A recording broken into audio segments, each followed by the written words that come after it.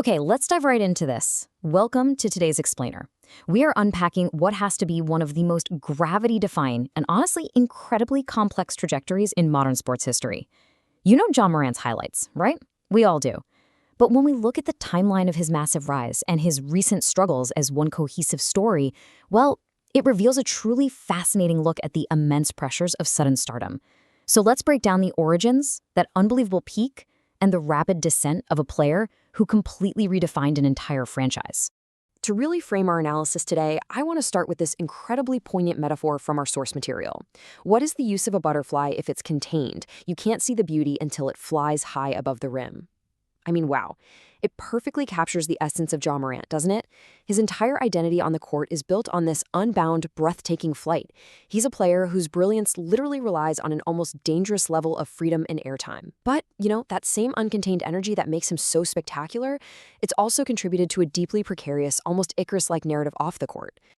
Section 1. An unlikely basketball origin, from unnoticed to unstoppable.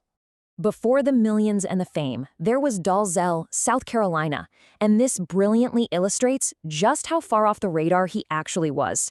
So while elite basketball prospects usually follow this super traditional path, fancy high-tech gyms, top-tier showcase circuits, early scouting, Ja's path was totally unconventional. He was completely unranked and unnoticed. Instead, he relied heavily on his dad, T. Morant. Fun fact, T actually played college ball with Hall of Famer Ray Allen and even had a pro career overseas. But T made a huge pivotal decision. He gave up that overseas career, became a barber, and dedicated himself to being fully present to take charge of his son's training. And get this, that training didn't happen in some pristine, state-of-the-art facility. It happened right in their backyard, literally jumping off of tractor tires. That relentless, out-of-the-box leg strengthening, that is the exact foundation for those crazy, high-flying acrobatic moves we see him do at the rim today. Section 2. The accidental college star. A concession stand discovery. Now, even with all that relentless backyard training, Ja was somehow still completely invisible to college programs. That is, until a totally serendipitous moment. We go from an unranked high school kid to literally one of the most unbelievable meant-to-be moments in scouting history. Ja was at a summer basketball camp just playing a regular pickup game in an adjacent secondary gym. At that exact same time, James Kane, an assistant coach from Murray State University, was just walking to a concession stand to grab a snack. He happened to glance over, noticed Ja completely dominating the game, and just stopped dead in his tracks. In that split second, on a trip for a hot dog or a soda, Kane knew he had discovered something incredibly special. So he went from absolute obscurity to a life-changing scholarship offer at Murray State, purely by chance. How wild is that? So the crucial point here is what Ja actually did with that accidental opportunity. 20 and 10. That is the milestone. At Murray State, he didn't just play wall guys. He made NCAA history. He became the very first player ever to average 20 points and 10 assists in a single season.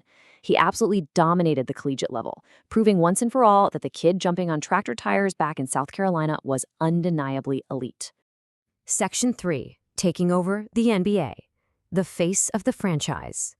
Flash forward to 2019, the Memphis Grizzlies draft Ja Morant number 2 overall, and his entry into the pros was nothing short of explosive. The impact was instantaneous. He didn't just join the team, he completely flipped the dynamic of the entire franchise. Memphis had historically been known for the slower, grit and grind style of basketball, right? But suddenly, they were the most electrifying ticket in the entire league. Ja brought this fresh nuance, an undeniable edge, and of course, those high-powered leaping dunks that totally captivated a brand new generation of fans. Almost overnight, he wasn't just a player. He was the undisputed superstar face of the franchise. Section 4. Suspensions, controversies, and injuries. The sudden crash. Now, what's really interesting about this timeline is seeing just how rapidly these events stacked up. It wasn't just one mistake. It was a cascading series of severe off-court controversies and devastating physical setbacks. First, he was accused of punching a teenager during a pickup basketball game at its home. Then came the heavy NBA suspensions, an 8-game suspension after being at a strip club and brandishing a gun on social media. And look, just when everyone thought the lesson was learned, it happened again. A second instance of brandishing a gun on social media, which resulted in a massive 25-game suspension. And as if those self-inflicted wounds weren't enough, when he finally returned to the Grizzlies, his body completely gave out. He suffered a season-ending shoulder injury during practice, along with a UCL injury to his elbow. Just like that, in a flash, the high-flying franchise star was completely grounded. The toll of this rapid fall wasn't just physical, though. It was deeply internal and relational. Ja expressed some severe frustration with the Grizzlies organization, specifically citing a lack of minutes and a lack of support. And this frustration spilled directly into the locker room, causing some really intense friction. Ultimately, his attitude led to an in-house suspension from the team, and he was officially labeled as detrimental. It forced a major reckoning. Facing this huge quandary of health issues, controversy, and even growing questions about his tradability, Ja Morant publicly stated that he needed to step back and finally start prioritizing his mental health. Section 5. The final comeback question. Duality and the future. It is incredibly important to view this whole story through an objective lens, capturing the full complexity of the human being here. On one hand, you have the narrative we just discussed, right? The detrimental teammate causing locker room friction, facing massive suspensions, and leaving his team in a really precarious position. But on the other side of the coin, you have a young man who has used his massive platform and wealth to do some profound good. Ja has invested millions of dollars of his own money directly into the Memphis community. He's a major backer of the Rise Center, which is a shelter providing vital job training and housing for homeless youth. He's a philanthropist who is deeply tied to the city he plays for. This duality perfectly captures why this matters to us. It's not just a simple black and white story of a fallen star. It's a deeply complex picture of a young guy navigating massive triumphs and serious downfalls, all at the exact same time. And that leaves us with the ultimate question. We all know people love a good comeback story, and the sheer talent is undeniably still there. But the damage, both physical and reputational, is significant. Can his immense talent overcome these recent downfalls? Can he find that right balance of focus, health, and maturity?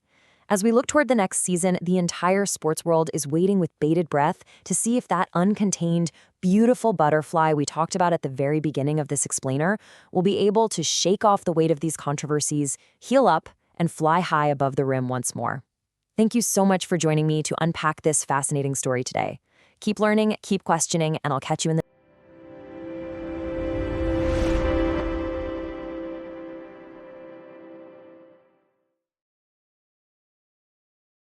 Welcome to the team.